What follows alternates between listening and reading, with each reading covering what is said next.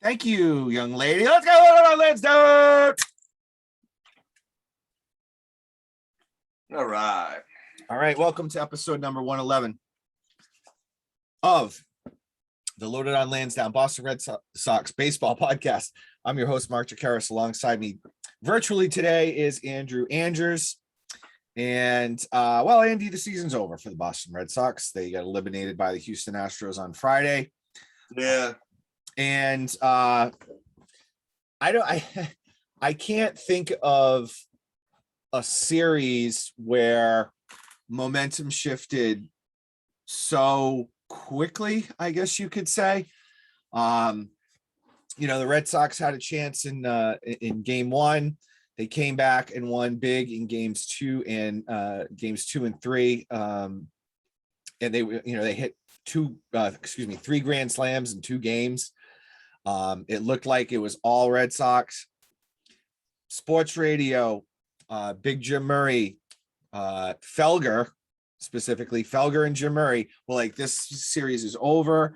I almost shut off the radio when because they kept saying it.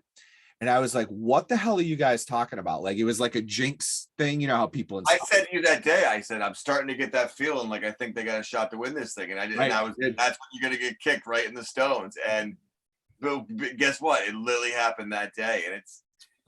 And you talk about momentum shifting. I mean, I'll argue the momentum shifted twice because I know they were in it in that first game, but the way the first game ended and the way it just felt, I was like, all right, I really felt like they threw the best at the Astros and they had no chance. You know what I mean? I thought they were kind of outclassed, and it was crazy how good it got for 2 games. Right. And I think the Red Sox lived and died by what they had sort of lived and died by the entire season, which was when their offense was hot, they were unstoppable.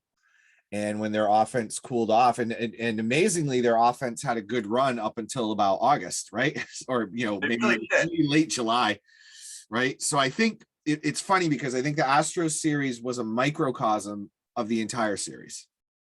Of the whole season. You're exactly right. I mean, the entire season, I'm sorry. Yeah, and it's almost like kind of the worst. It's like the worst possible scenario because one, they didn't win, so I'm not happy about that. But like, they did good enough, and they, it wasn't like they were completely tanked the season. We're in last place, and I can just like rip them now too in the whole off season. I'm in this weird kind of limbo, Yeah, I think everyone is, and we'll talk about where we want the team to head, forward. But I think some of the positive takeaways from the series is, Nathan Eovaldi looks like, you look at Sale's contract, you look at Eovaldi's contract. So Eovaldi got 4 years after the 2018 World Series for his ballsy performance and the way he pitched for the Red Sox in general after that trade deadline in 2018. He was rewarded with the 4-year deal from Dave Dombrowski. Chris Sale was rewarded with a 5-year deal. More money. with exponentially more money, but Chris Sale is the highest paid player on the Red Sox. But Nathan Eovaldi's contract, in my view, has been worth it. He's been his injuries have been down. He throws a stinker every once in a while, but he's been pretty consistent. He showed his grit and balls in the playoffs again this year. Almost every time he took the ball, he did well. And then, of course, he had that crappy call with that was a tough one. And that was, in all fairness, with that strike call too, that kind of changed the momentum of the series, if you want to say that. That dude was bad. He was bad for both teams, number one, and you needed that call there. It's different when it's the 3rd inning and it's a 1-0 pitch and the guy throws a strike and he misses it. Now it's 2-0 and there's no one on base. I get it. It's a different set of circumstances. We're back to, while we're talking about microcosms, now we're going to talk about that right there. What you just said is a microcosm of one of the problems with baseball, where like the people in charge of baseball refuse to believe that clutch and late exists at all, that everything is just numbers. So, maybe if you look at the overall numbers, he did fine. You know what I'm saying? It doesn't, but it does matter when it's in the 8th inning, 9th inning. And I don't care if it matters for the pitcher throwing, like, you know what I mean? The call matters. When guys get hits matters. When guys throw strikeouts matters. So this bullshit that has completely computerized the game, I think you're seeing all of it right there. Yeah, and I mean, it's different when you miss you look, guys are going to miss calls. It's going to happen in every sport, even with replay. Things happen, but like that was pretty egregious. And essentially, Laz Diaz, he didn't make the game about himself. He's not like an Angel Hernandez type guy, right? Or a Joe West. No, I don't think he's something. I think he just stinks. But like he was so bad that, I mean, you don't think it was getting in players' heads, whether you're a batter or a pitcher? Like, now what do I have to do because this guy's blowing so many calls? I think it changes your approach, maybe from both positions, maybe, from the pitching perspective. And then you're 100% right, because I know it was on the opposite side of the plate, but the same type of pitch was a strike to JD Martinez there. That was what an inning before, right? That whole strike him out, not throw him out, blah, blah, blah. You went from first and second 1 out to just a guy on second 2 outs. I mean, that's huge. So you couldn't even say he was being bad consistently the same. You know what I mean? If you knew he had a big strike zone, he had a big strike zone. But you're 100% right. This isn't Little League, man. This isn't like we gotta get the bats off. These guys are studying so much. They got it down to like that micro centimeter kind of deal. And if you can't trust the call to be made, you really can't trust your entire approach. Yeah. And, again, so that happens. And then, what was it? But with that said, still a tie game. Right. So Evaldi gives up the run. Did he give up? He only gave up 1 run, I believe. Right. And then they brought in, or was it? Was it the 2 runs? I forget. Anyway, the entire game fell apart. Right. They scored. It was over. Once Houston even sniffed the lead, they just piled on. Right, which was my biggest fear. I was, because I'm like, don't let this offense get hot because they bundle runs, and that's exactly what happened. Shame on us. Yeah, go ahead. Shame on us for with as quickly as we jumped on the Red Sox bandwagon, how they're going to crush the ball. And then really, we got ahead of our skis a little bit, because shame on us for not really just being like, well, no, Houston can do the exact same thing. Right. Why were we assuming that, I think Erod to hold these guys down, Yeah, I think that, and he pitched well too. You have to look at the positives of this series for me was Nathan Evaldi, Chris Sale, and Erod did the thing where you went longer than 2 innings or an inning and a third, and then like it's time for the next guy. Like at least they got to like the 4th, 5th inning, which out loud sounds pathetic, but I think they all made it to the 5th. And it's like Houston didn't make it past the 2nd inning until game 5. Right. So I mean, and I think that's where everyone thought we had the edge. I think people thought we had the edge with pitching because Lance McCullers was out. Yeah. But it didn't turn out that way. Guys stepped up and give the Astros credit. By the way, I'm not even gonna discuss the whistling thing because I don't know. I didn't look too much into it.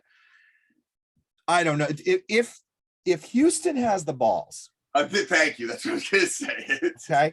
If Houston has the balls under another manager, under another GM, because that dude was fired too. Like the whole organization was like fired.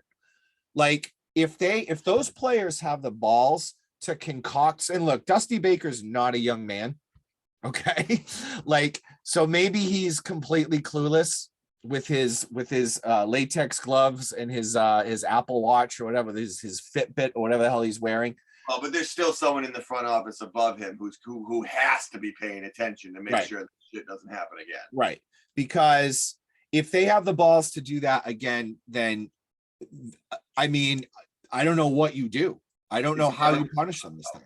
If they're doing it again, if they're getting away with it, it's never going to stop. So we just all need to embrace it. You know what I mean? It's kind of one of those things. It's just that like you're 100% right. If you got them, it's either you're just a complete sociopath They literally have an entire locker room of sociopaths. You know what I mean? Or okay, not an entire locker room. Or 20-man roster of sociopaths. Yeah. So or I mean, I can't imagine from like the ownership down. They're like, you know what? Fuck these guys. Like we're doing it again. No way. They'll never catch us again, say. The last thing they would think is for us to do it. Right. So this is the perfect time to do it. They would never think we would do it. I'm not buying like, so I'm not buying the whistling thing. I'm not. I think that's you're reaching it. If you have a guy on second base, and like because Cora made a reference to that. Oh, they get a guy on base, all of a sudden they're Babe Ruth. You know what I mean? Yeah. If you have a guy on second base and the signs, the pitcher, the tipping, whatever is so poor that they can pick up your sign and relay a signal. And like, I'm not saying no cameras involved, no Apple Watch, no Fitbit, but if they can, that's not cheating. No. If you're so bad at signs, the guy on second base knows exactly what you're throwing. That is not cheating. You have to change the signs every time a guy's on second base. You see him looking at the hat. That's what they're looking at. They're looking at the signs and different things like that. That would literally be the same thing as like if the quarterback in the huddle screams so loud that the defense can hear the play. Well, that's not the defense's fault. Right. Well, I mentioned this on the podcast probably a long time ago at this point, but like when I was coaching baseball, I had, catcher's supposed to protect that sign. And I was the kid was just like, he just had his legs out. He's like, burp, burp. He's just dropping signs. I could read all the signs. I told my team, I said, listen, if I call your name, it's a curveball. If I say like, hey, come on, kid, if I call you anything else but your first name, it's going to be a fastball. Yeah. Otherwise it's going to be a breaking ball. And my shitty team still couldn't figure that out. But we're talking about a level where it's like, is it first signal, second signal, first signal, thigh touch, second signal? I mean, there's 18 million ways they could figure this out to make it different every single time. Someone shouldn't be able to pick it up. And that's why the catchers and the pitchers have these meetings. Everyone's like, wonders why they have these meetings, and it's like the signs are a big thing, right? So if they're so obvious, shame on you. Yeah, so I don't buy that. So the Red Sox bats go freezing cold. I think they had 10 hits in their last 3 games. They only scored 3 runs. They outscored 26-3, 25-3, something like Game 4, I believe it was. They left like 12 guys on bases. What a nightmare that was, game. I mean, and early in the game you saw it. I think they got the bases loaded early in the game. Nothing happens in that, and you saw it coming. Like, oh, they're leaving runs on. I thought in game 1 they had a chance to crush them early, and they because they went up 3-0 there, or 3-1 because they got the run first, but they left runs on base, and it just you could almost see with the way their bats were great, but if they didn't score like 5 runs in the first 3 innings, you kind of got the feeling that it wasn't happening that day. You know what I mean? Yeah, and I think the Houston lineup is, it's kind of like that 90s Yankees lineup where it's just like, everyone can hit. They're not gonna score 1 run. If they're gonna have an inning, they're gonna score 3 runs. It really seemed to happen that way a lot. And then they're gonna do it again. And I think about those 90s teams, like you got a guy like Jorge Posada, who was super clutch all the time. Jeter would have one of his little dinky dunk hits, right? The ones that go in between the shorts, the second baseman and the first baseman, right? Yeah, and then like Matsui would hit like a bomb or something, and then you'd be like, "Fuck!" Right?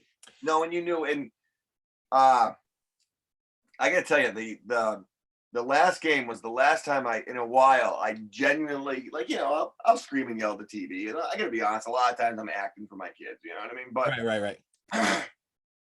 When 6th inning, when Kiki Hernandez gets that triple, finally 2 outs, it feels like something's going. They changed the pitcher. This guy who was killing you, he had a perfect game going through 5 or something like that. Yeah, into the 6th inning, I believe. And fucking Devers, dude, swings at the first pitch from the guy out of the bullpen in his eyes. It was, oh my God, it's been a while since I really just screamed at the TV in blind rage. And I was so mad at him. It was, again, when they were kicking ass, they were going counts 3-2, they were going count 3-2. The announcers were talking about it. They weren't swinging. Oh, that was so bad. What? And, listen, I'm mad at Devers. Yeah, but you got to have a coach explaining to him what's going on here, man. Right. You got to, at that point in time, you got a new guy coming in, you got to work the count and you got to see if you can get a better pitch. And if you can't, then maybe he walks you and now we're in business. I mean, it was a bad approach. Yeah. Like the way Raph was kind of playing with this, and it was kind of weird. There was the injury in the Tampa game where he couldn't hit anything high, which seemed, he had like 3 days off. So I guess it got better because they never mentioned it again. Right. The entire ALCS. But like he was wincing a lot. Yeah. Yeah. It'd been clearly established that he wasn't hitting the high fastball well at all anyways. So wouldn't you think you'd err on the side of, unless it's 100% a strike, I'm gonna shy away from that and try to get him to throw me low. Yeah. Unless it's like an 88-mile-an-hour high. Yeah. You know what I mean? But he wasn't hitting that pitch. And I don't understand why it would even be in his mind that if the pitch is anywhere in that top half of the plate, why am I even making the attempt on this? Force him to throw you that low pitch where you're gonna really be able to put something on it. And they're very frustrating. All right. So obviously Red Sox, the last 3 games of their 2021 campaign stunk. They did. They absolutely stunk. But want to get your take, on how you feel in general about this season, because I think it was Chris Gaspar of 98.5 on 98.5 the Sports Hub had kind of a nice point, because I think from a lot of people's perspectives, I think mine included, but I do like Gaspar's point, which I'll bring up in a minute. Andy, was this season a success? Like, would you rate this season, the 2021 season, would you rate this a success? I'm going to go grab a drink. I want to hear what you have to say. Yeah, I think overall, if you don't rate it a success, I really do think you're kind of embracing the fellowship of the miserable. I guess there's different ways to look at it. From where they were at the beginning of the year, from the predictions we made, from the way it looked last year, I think you have to say it's somewhat of a success. They were in the playoffs. They didn't. Just the fact that they made the playoffs, I think if you said before the season started, they're going to win the wild card play-in game, I think we would all consider that a success. Now, I don't preface, but with that said, yep, they're still professional athletes and they still got themselves in a situation. I guess both can be true. And I really believe that they were up 2 games. Okay. And looking at it now, if they would have won that, they'd have home field advantage in the World Series. So it's not a failure, but I do think it's fair to say they let one get away. It makes me think about the Patriots. There was a couple years where the Patriots lost in the AFC Championship. And again, I'm never going to call a loss in the AFC Championships a failure of a season. You made it to the Final Four. Mm-hmm. However, then you looked at the Super Bowl and you saw Pittsburgh beating a really shitty Arizona team one year. You know what I mean? And you go, ooh, if we could have just got that one more touchdown, I really think we let an easy path get away. The Bruins a couple years ago, when Tampa loses, Washington loses, right, and then you lose to fucking St. Louis in the finals. Now again, Game 7 of the finals isn't a disappointment, right? But looking at the way things ended up lining up for you, you got to grab that one. You know what I mean? You let one.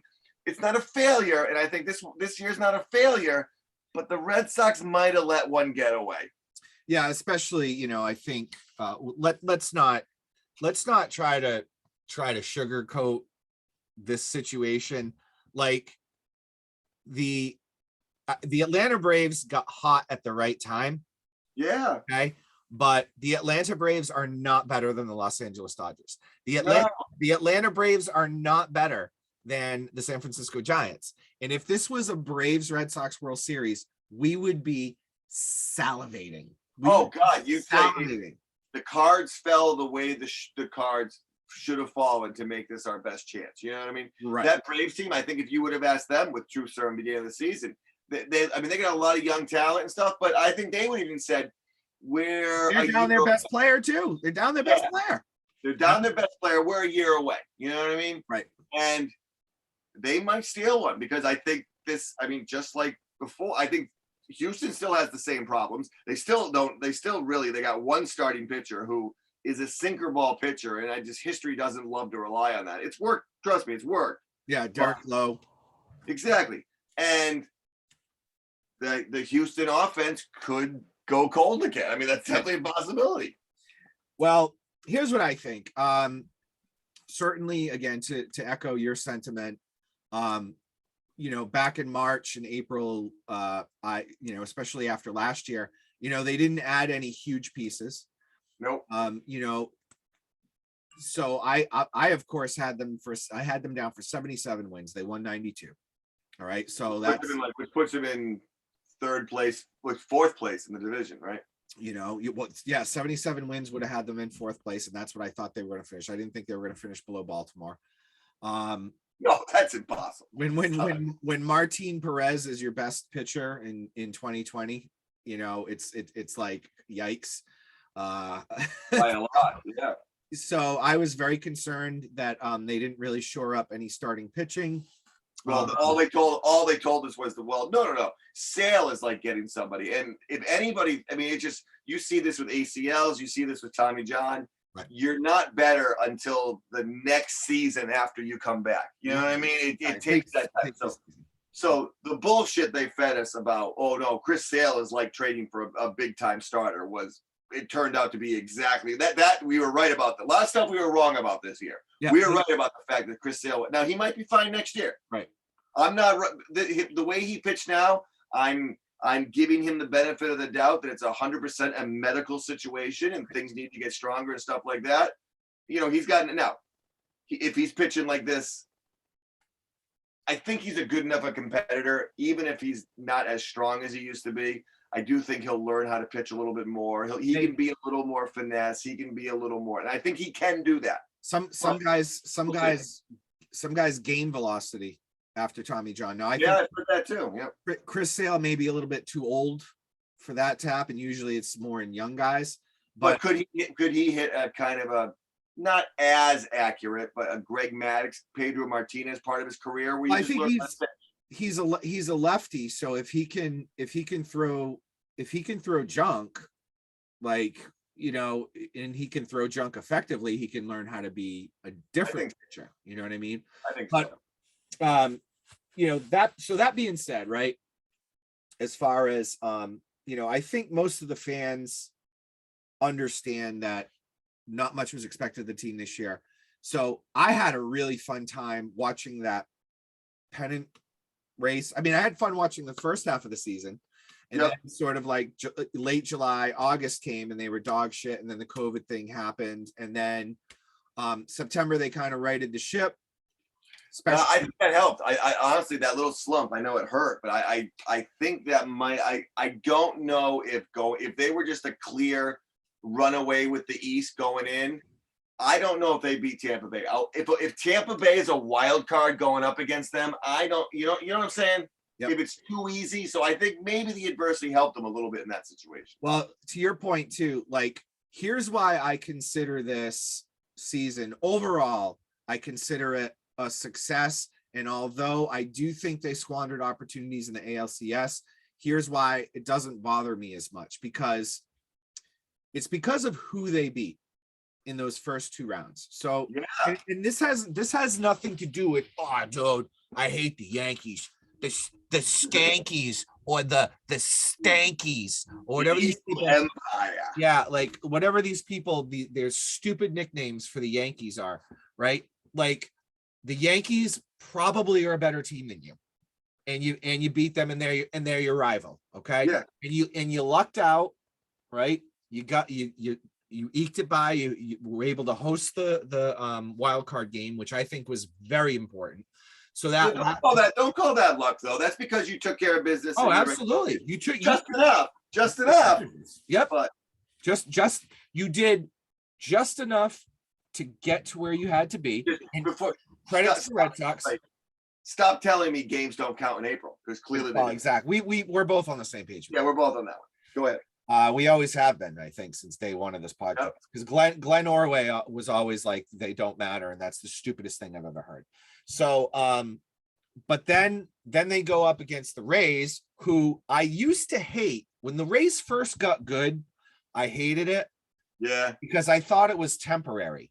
And I was like, you bastards, you bastards threw a wrench, in our plan in 2008. Now suddenly you assholes are good, and you're messing with us, because now that's when the Yankees kind of started their little bit of well, they won the World Series the next year, but like the Yankees were starting to go down, and they haven't been to a World Series yet since 2009, and the Rays have just been consistently messing with us, and really they've been the ones that have kind of been screwing up the Red Sox plans. However, I just respect them so damn much and how they operate, except for the whole openers and all that stuff. But the guys they draft are no-name dudes, and they're like somehow amazing.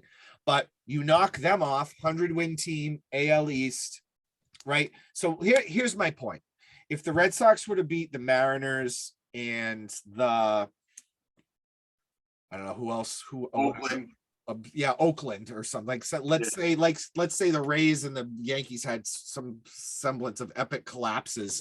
Even say it was the Reds, say it was the White Sox in the first round. Right, and I know they were good this year. They're still the White Sox. You know what I mean? Like, all right. Yeah. Well, let's say the the Mariners, you beat the Mariners in the wild card, right? Because they could have been there. Yep. And then you somehow, whatever I know the Astros had the White Sox, but then you beat the White Sox, and then you play the Astros. Like I would have been like, well, I expect that, like, what I mean? But I did, I think they came out and they played really well. All right. So, final thought on this, because this is what I think Chris Gaspar had to say about this. Did they exceed expectations for this year? Yes. However, the Red Sox should never be in the position where we think they're going to be in fourth place. Of course. That's 100%. I especially baseball, where there is such the English Premier League might be the only other league where there's the haves and the have-nots. You know what I mean? And it is baseball, more than really any of the American sports, money-wise and stuff like that, it is so clear. There's the haves and the have-nots, and the Red Sox should be the haves. And I guess that's if we're talking about like the disappointments of this year, my disappointment this year comes from the guy who writes the check, because ultimately he's the one I'm blaming. And I feel like the Red Sox are just part of his portfolio right now. I feel like they're not a priority. And dude, I've said this a million times. I know it's beating a dead horse. The Boston Red Sox are not allowed to use the luxury cap, isn't it? The luxury tax as an excuse. They're not allowed. The Yankees aren't allowed. The Dodgers aren't allowed. The Cubs aren't allowed. St. Louis. There's not many teams. Right. But it's not allowed to. So you are right about that.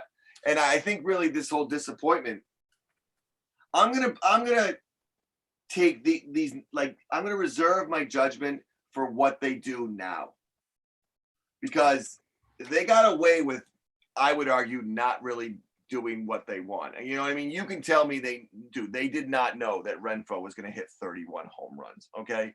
They didn't know that. By the way, dude absolutely disappeared and set a record for most grounded into double plays. Oh my God.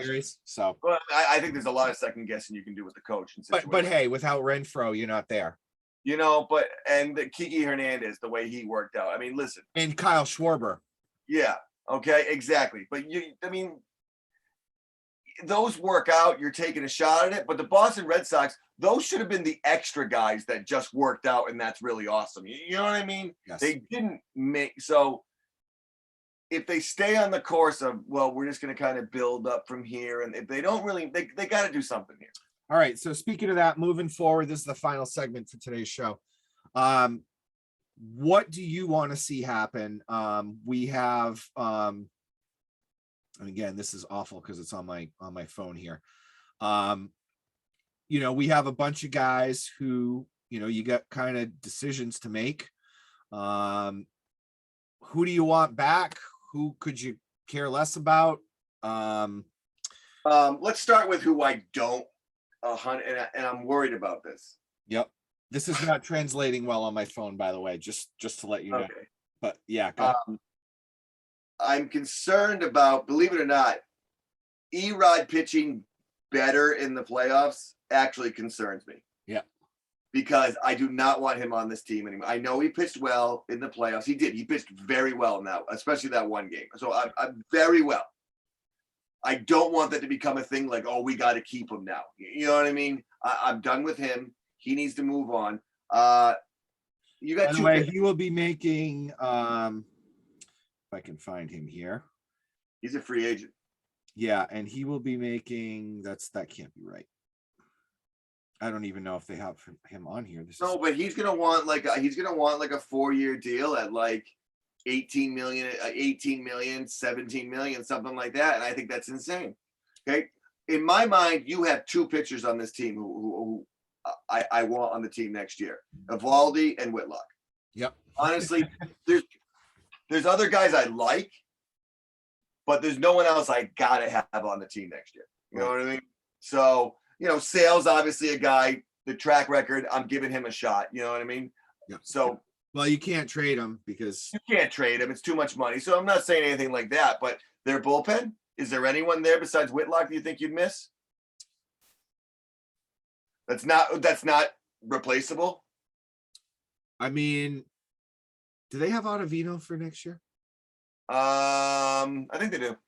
Because I'm sorry, I had all this on ready to go, and it's even if they don't, you're gonna pay him. Pretend they don't have these guys for next year. Like, which guys on that team? Yeah, I mean, I'm not extending for really any of these guys because I think there's probably better younger options. I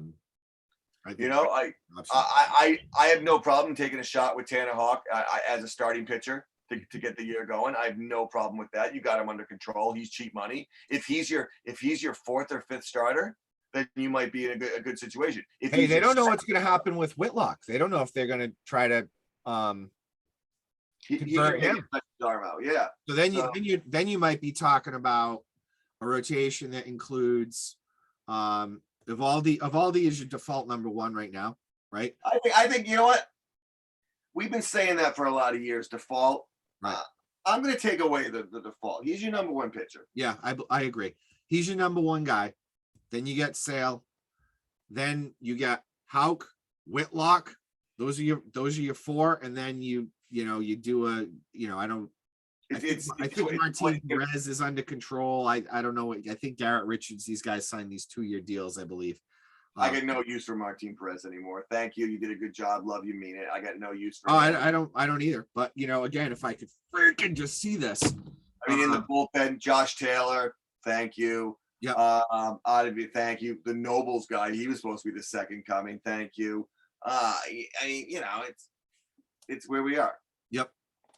On the offensive side, you talk about it again. I think they got to figure out something. But Bogarts, they got him under control for one more year. If I don't sign him early, at the very least, we're making sure that this guy is not going to opt out of this contract. We need to keep this guy. I really think so. JD Martinez will not opt out, just like he hasn't the past 2 years. I wish he would, but that's not in his personality. I don't think. I mean, opting out would mean kind of like putting your balls on the table a little bit. That's not really JD Martinez, Right. Well, this brings up the sort of the Kyle Schwarber, JD Martinez type of player, because I would like to, and Bobby Dahlbeck a little bit too falls into this category. I just want to see them get a little bit more athletic, like a little bit faster. It seems like we're starting to fall into the Jose Canseco, Mo Vaughn years again. Well, the New York Yankees, right? Like fat ass Gary Sanchez. And look, Giancarlo Stanton is a freaking physical Adonis. All right. Like the guy is just like absolutely, he's like a Greek statue.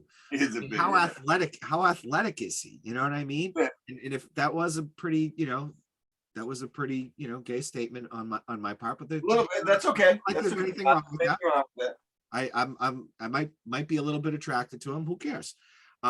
So it's like, but seriously, like what I want to see them get younger, faster, stronger. You know what I mean? Like it's just it's one of those things where I want them to be able to be versatile. I like what Kike Hernandez did this year, so I like that.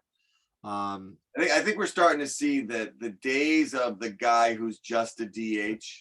I think David Ortiz was a special case, and I think he's kind of the end of that, where I think your DH needs to be the dude who needs a rest, but his bat is too hot to take out of the lineup. You know what I mean? Your DH is more of a rotating thing. You got if for God forbid you could ever get 4 outfielders who are really rolling, hitting well, your 4th outfielder is just your DH, and you're rolling that. You know what I mean? So yeah, and I think that's where you can, and the Red Sox tried to kind of do that after Ortiz left. Yeah, an epic failure, and that's when they brought in JD Martinez. And so now you have sort of like the right-handed version of, David Ortiz, a guy who only plays the field really when they're playing the National League. Yeah. So, yeah, I would like to see that. I mean, I don't know if the first base Kyle Schwarber did kind of bite them in the ass a little bit in the end there too. There was definitely some issues. I don't know if Bobby Dahlbeck is your answer at first base. I mean, this is only his first full year. You have Tristan Casas coming down the pipeline. I don't know. It'll be interesting to see what they're going to do, because honestly, like if in my perfect world, when JD Martinez is gone, and I believe he's completely gone after next year, yeah, you slide Rafi Devers into the DH spot. That's what you do. You get him off the field, you make him a permanent DH, or fill in first base, or like you move him to first base, and like he and Dahlbeck, do this thing, and Casas is over at third. I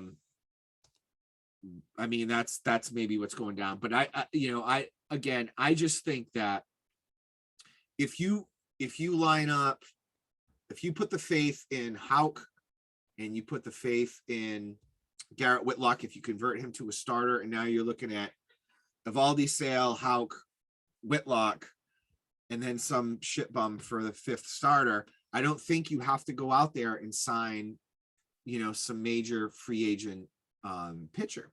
So, but will that work out? I would like to have them be somewhat. They were conservative in the offseason this year, right? Clearly. Okay. So I would like to see them repeat that to an extent.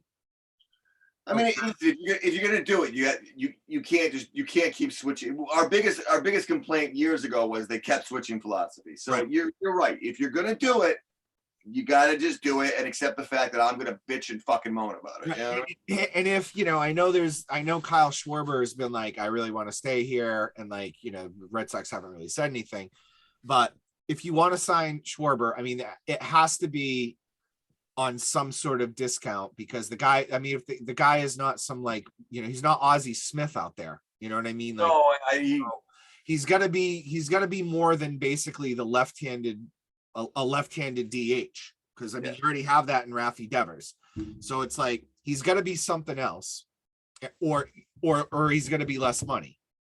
And then you have to go out there and you have to build a bullpen. So, I mean, I would rather have them not sign some big stud, not have them sign some big free agent pitcher who may or may not be great. But what I would like them to do is do what they did last offseason, which got us to the ALCS.